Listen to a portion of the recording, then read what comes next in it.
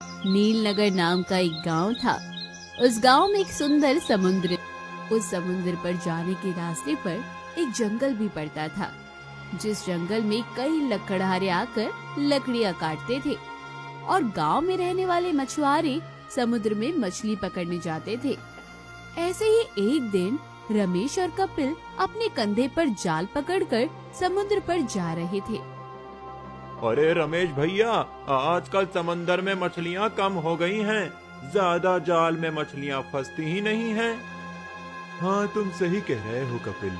समझ नहीं आ रहा है कि क्या होगा।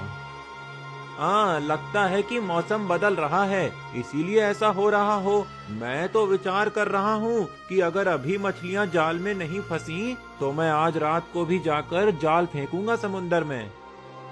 रात में भी जाओगे? पर रात को मछलियाँ मिलेंगी?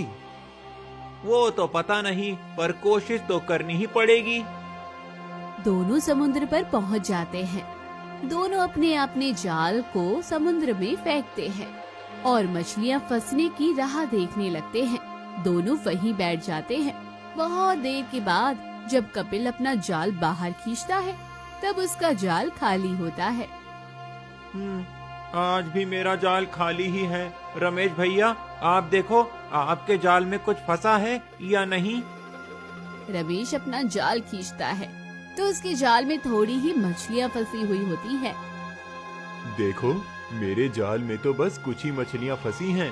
पता नहीं इतनी सी मछलियां बेचकर मैं क्या कमाऊंगा। लगता है कि मुझे आज रात को आना ही पड़ेगा फिर से मछलियां पकड़ने के लिए। दोनों मायूस होकर चले जाते हैं।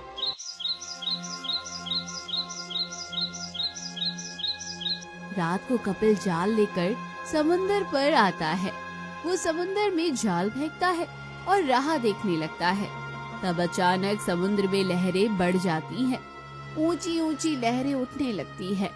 आसमान में पूरा चांद खिला होता है और ऐसा लगने लगता है कि वो ऊंची लहरें चांद को छूने की कोशिश कर रही हैं।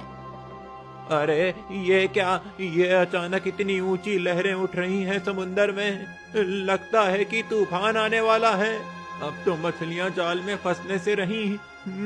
चलो जाल निकाल लेता हूँ, नहीं तो जाल भी सलामत नहीं रहेगा। ऐसा विचार करके कपिल जाल खींचने के लिए नीचे झुकता है। वो जाल खींचने लगता है। तभी अचानक समुद्र के पानी के अंदर से एक बहुत बड़ा सोने जैसा चमकने वाला एक महल बाहर आता है। कपिल उस महल को देखते ही रह जाता है। वो महल